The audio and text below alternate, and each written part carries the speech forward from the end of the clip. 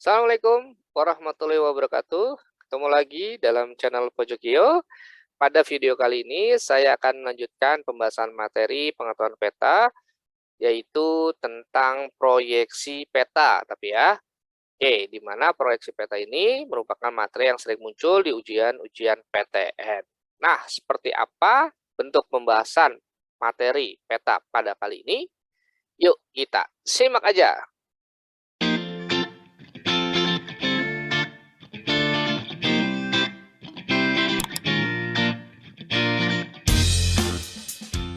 Oke, langsung saja kita bahas materi proyeksi petanya ya. Nah, proyeksi peta itu merupakan sebuah sistem ya untuk mengonversi atau mentransformasi ya, merubah suatu bentuk ya dari satu bentuk ke bentuk yang lain. Itu namanya mentransformasi ya atau mengubah sebuah sistem ya. Itu juga mengkonversi namanya ya. Suatu sistem untuk mengonversi atau mentransformasi kenampakan bumi dari bidang lengkung atau geoid atau elipsoid ya ke bidang datar ya. Jadi bumi itu sebenarnya sebuah kenampakan yang bidangnya geoid atau elipsoid. Nah, geoid atau elipsoid ini sebuah istilah untuk menandakan bahwa bentuk bumi itu secara diameter tidak sama antara di daerah khatulistiwa dengan di daerah kutubnya ya. Jadi diameternya itu lebih panjang ya di daerah khatulistiwanya ya. Ini lebih panjang dibandingkan dengan diameter daerah kutubnya gitu ya. Nah, ini menyebutnya adalah istilah geoid atau elipsoid ya. Tentu saja bentuk dari geoid atau elipsoid bumi ini dia merupakan bentuk tiga dimensi. Artinya dia punya panjang, punya lebar, punya tinggi ya, sehingga bumi punya volume. Nah, kemudian dipindahkan dalam sebuah bidang datar ya, di mana bidang datar ini hanya memiliki dua dimensi, yaitu dimensi panjang sama dimensi lebar ya. Nah, ketika kita memindahkan sebuah objek ya yang dari bentuk geoid atau elipsoid yaitu tiga dimensi dipindahkan atau diubah ke dalam bentuk bidang datar atau dua dimensi, maka secara logika sudah pasti ada kesalahan atau disebutnya itu distorsi atau penyimpangan ya.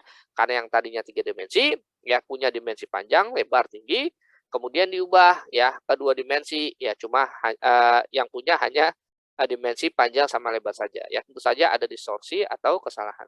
Nah, upaya atau sistem untuk mengurangi ya penyimpangan atau distorsi ini, nah inilah yang disebut sebagai proyeksi gitu. Ya, jadi proyeksi dibutuhkan untuk mengurangi distorsi gitu ya. Nah, kemudian ada pun jenis proyeksi ya. Nah, jenis proyeksi dibagi menjadi yang pertama ada berdasarkan bidang proyeksinya. Ya, di mana bidang proyeksi dalam sebuah proyeksi itu bisa dibagi tiga. Yang pertama ada bidang azimutal atau zenital ya, berarti bidangnya adalah datar. Kemudian ada bidang konikal atau kerucut ya, kemudian ada bidang silindrikal ya, silinder atau tabung ya. Nah, selain itu ada juga pembagian jenis proyeksi berdasarkan kedudukan sumbu simetri dengan sumbu buminya ya, di mana proyeksi ini dibagi menjadi yang pertama ada proyeksi normal ya ketika sumbu bumi dengan sumbu simetrinya dia berhimpit ya, nanti akan saya jelaskan maksudnya gimana. Kemudian ada proyeksi oblik atau miring ya. Kemudian ada proyeksi transversal ya, di mana sumbu simetri tegak lurus dengan sumbu buminya gitu. Nah, jadi sederhananya gini. Eh ini agak kompleks sedikit ya, sedikit aja deh ya. Di sini ada kata-kata sumbu simetri. Oke. Yang disebut sumbu simetri adalah sumbu ya. Jadi kalau sumbu itu dia pasti garis bentuknya. Sumbu yang tegak lurus ya, sumbu yang tegak lurus dengan bidang alas suatu bangun ya, bidang alas suatu bangun. Nah, suatu bangun dan membagi bidang tersebut dengan luasan yang sama. Membagi bidang tersebut ya, bidang tersebut dengan luasan yang sama. Nah, ya dipahami dulu ya. Sumbu ya yang tegak lurus, ini poinnya, dengan bidang alas suatu bangun dan membagi bidang tersebut dengan luasannya sama. Misal, kalau saya punya bidang datar seperti ini ya. Nah, misalnya saja kertas misalnya. Ya, kertas itu kan bidang datar ya. Nah, ketika kertas ini saya letakkan seperti ini, ya, horizontal seperti ini, maka sumbu simetrinya kemana nih? Ya, nah kita lihat nih, ya, pengertiannya. Sumbu simetri adalah sumbu yang tegak lurus dengan bidang alas. Nah, di sini ada bidang datarnya, maka ini juga yang disebut sebagai bidang alasnya. Kemudian tegak lurus dan membagi bidang tersebut dengan luasan sama. Berarti posisi si sumbu simetri itu dia di tengah. Nah, tegak lurus. Nah, gitu. Nah, ini tegaknya, ini lurusnya, ini siku-siku. Nah, gitu ya. Dia harus di tengah karena membagi bidang tersebut dengan luasan yang sama. Ya, ini namanya sumbu simetri gitu, sumbu simetri. Ya. Nah, kalau dia sumbu bumi itu artinya adalah sumbu utara atau selatan bumi pada peta ya. Sumbu utara ya, atau selatan oke. Bumi pada peta. Nah, atau sering disebut sebagai utara peta ya, atau selatan peta ya, nyebutnya biasanya utara peta seperti itu ya. Sehingga kalau misalnya saya gambar sebuah apa namanya, bola bumi ya seperti ini, maka yang namanya sumbu buminya ya sudah pasti, nah itu di tengah-tengah ya, utara selatan gitu. Nah ya, karena sumbu bumi ya utara atau selatan pada petanya gitu. Karena nanti sumbu itu utara apa namanya, orientasi ya, orientasi peta itu ada 3 ya, ada utara peta, utara sebenarnya, sama utara magnetik gitu. Oke, nah sekarang kita lihat nih, maksudnya gimana? Ada yang normal, ya berhimpit, ya oblik miring, kemudian transversal atau tegak lurus ya. Kita lihat di sini. Nah, ya, misalnya seperti ini ya. Nah, ini saya hapus dulu sedikit tulisannya ya. Nah, oke, ini saya hapus dulu.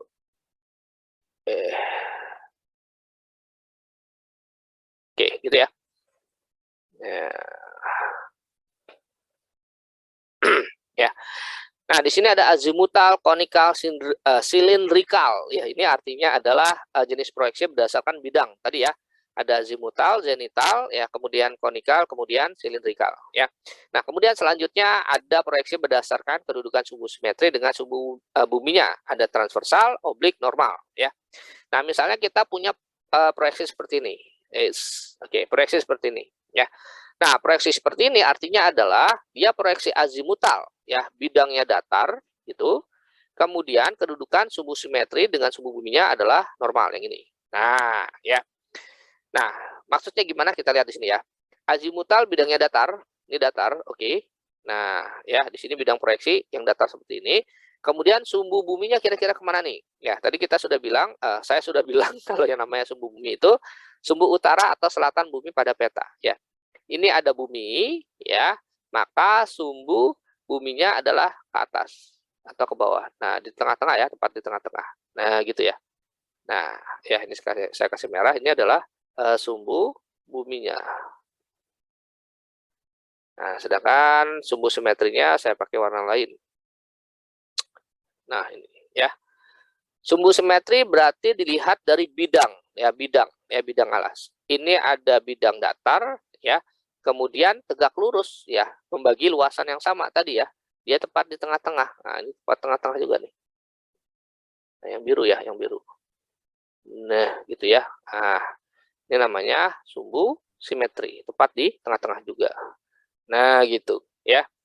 Nah, sehingga kalau ada garis ya, satu sumbu buminya seperti ini, vertikal, satu sumbu simetri vertikal juga, ya pada posisi yang saling berhimpit, maka proyeksi ini namanya proyeksi normal. Gitu ya, sumbu simetri dengan sumbu buminya berhimpit. Gitu deh. Oke, mudah-mudahan paham ya. Oke, nah selanjutnya, karena proyeksi ini ya, dia menyinggung bumi ya, ini saya ganti lagi ya, warna apa ya, ini jadi ungu dah, ungu ya. Nah, jadi dia menyinggung bumi pada sisi kutubnya ini ya. Nah, kutubnya ini, oke. Nah, ini berarti proyeksi azimutal normal cocok untuk pemetaan wilayah kutub ya, kutub dan sekitarnya DSK ya, kutub dan sekitarnya gitu. Kalau saya taruh atas berarti kutub utara, kalau nanti saya taruh bawah seperti ini ya, bidang datarnya berarti kutub selatan gitu ya. Misalnya untuk pemetaan Antartika dan sekitarnya atau daerah kutub utara dan sekitarnya ya, itu pakai proyeksi azimutal normal. Oke. Nah, kemudian ya, proyeksi kedua konikal normal gitu ya. Berarti apa namanya? Bidangnya adalah kerucut ya, bidangnya kerucut ya, kedudukan sumbu bumi dengan sumbu simetrinya dia normal ya, seperti ini. Ya, jadi sumbu buminya sudah jelas pasti dia ke atas ya, ke atas bawah gini karena dia adalah utara ya, utara peta ya, utara bumi pada peta ya maksudnya. Kemudian sumbu simetrinya adalah tegak lurus dengan bidang alas ya, bidang alas sebuah kerucut. Nah, ini kan kerucut nih. Nah, gitu kan. Nah, berarti bidang alasnya yang mana nih? Nah, berarti bidang alasnya yang bawah ya. Nah, sehingga nanti tegak lurus dengan alas kerucut. Nah, dia tepat di tengah-tengah. Berarti ke atas, ke bawah juga gitu. Nah, ini namanya sumbu simetri. Ya, sumbu simetri dari sebuah kerucut. Nah, gitu. Ya. Nah, berarti dia ke sini juga. Set gitu. Jadi dia posisinya berhimpit dengan si sumbu buminya ya, sehingga dikatakan proyeksi ini namanya konikal normal. Nah, karena pada daerah atau pada proyeksi konikal normal itu dia membagi bukan membagi ya, dia menyinggung ya sebuah bola bumi pada daerah sini nih. Nah, gitu ya. Nah, gitu. Ya, ini adalah daerah lintang sedang ya, atau tepatnya adalah daerah 45 derajat ya. Nah, 45 derajat dan sekitarnya.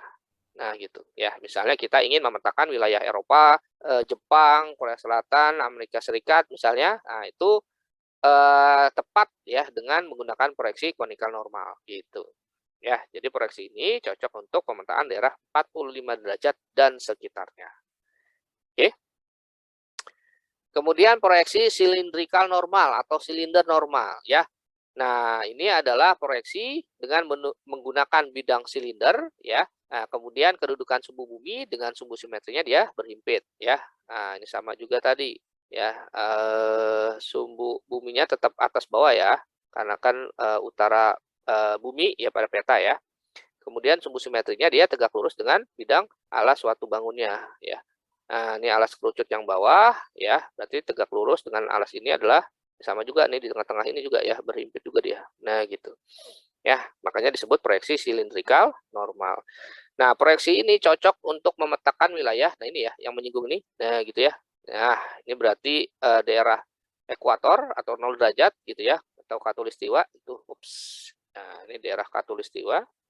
Nah, wah, gitu.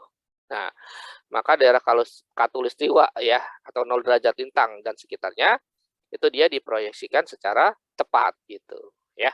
Indonesia ya, Malaysia misalnya, Kongo, Zaire, Brazil gitu ya. Nah, itu cocok untuk pemetaan dengan menggunakan proyeksi silindrikal normal. Oke. Nah, selanjutnya ini proyeksi tambahannya ya. Ada azimutal oblik ya, berarti dia miring gitu ya.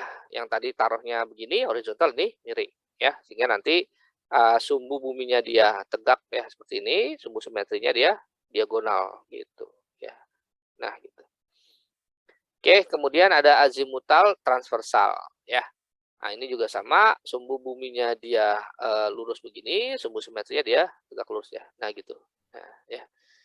Oke, konikal oblik seperti ini, kemudian konikal transversal seperti ini, ya, kerucutnya miring, ya, yang satu, kemudian kerucutnya ya, yang ke bawah ya, atau rebah gitu, transversal. Kemudian silindrikal oblik, ya, kemudian silindrikal transversal. Oke. Ya, nah mudah-mudahan paham ini ya, jenis proyeksi, ya, gabungan berdasarkan bidang proyeksi sama kedudukan sumbu simetri dengan sumbu buminya. Nah, kemudian selain bidang proyeksi sama kedudukan sumbu simetri dengan sumbu buminya, proyeksi juga bisa dibagi berdasarkan syarat atau sifat asli yang dipertahankan gitu ya. Misalnya ada proyeksi konform, ya ketika yang dipertahankan adalah bentuk atau sudut ya. Nah, sudah saya tandain ya, bentuk atau sudut. Ya, sehingga bentuk atau sudut pada bidang lengkung atau geoid atau elipsoid akan sama besar dengan bentuk atau sudut tersebut pada bidang proyeksinya. Kemudian proyeksi equidistance ya, jika yang dipertahankan adalah panjang jaraknya. Kemudian equivalence atau equal area, berarti yang dipertahankan adalah luasnya ya. Nah, contoh dari proyeksi ini adalah ya, jadi sebenarnya proyeksi itu nggak pernah tunggal ya, dia pasti gabungan antara jenis proyeksi yang satu dengan yang lain, ya. Tadi yang sebelumnya kita bahas bidang dengan, sumbu kedudukan sumbu simetri dengan sumbu buminya, ya. Nah, kadang juga bisa 3 nih, ya. Bidang, kemudian kedudukan sumbu simetri dengan sumbu bumi, kemudian, syarat atau sifat aslinya, ya, misalnya seperti ini. Nah, ya, ini adalah proyeksi Mercator, ya, berarti dia gabungan, ya, dari 3 proyeksi, yaitu bidangnya silinder, kedudukan sumbu simetri dengan sumbu buminya normal, ya, nah, dengan sifat mempertahankan bentuk atau sudutnya, gitu, ya. Nah, proyeksi ini biasanya cocok untuk pemetaan daerah khatulistiwa dan sekitarnya, ya, silinder normal konform, gitu ya. Itu sebenarnya ya yang tadi ya. Nah, ya cuma dia mempertahankan bentuknya gitu. Nanti ada juga silinder normal ekuidistan, silinder normal ekuivalen ya seperti itu. Oke, mungkin ini saja ya biar nggak terlalu sulit gitu ya. Mudah-mudahan dapat dipahami ya. Kurang lebihnya saya mohon maaf ya. Billahi taufik wal hidayah. Wassalamualaikum warahmatullahi wabarakatuh. Sampai jumpa lagi.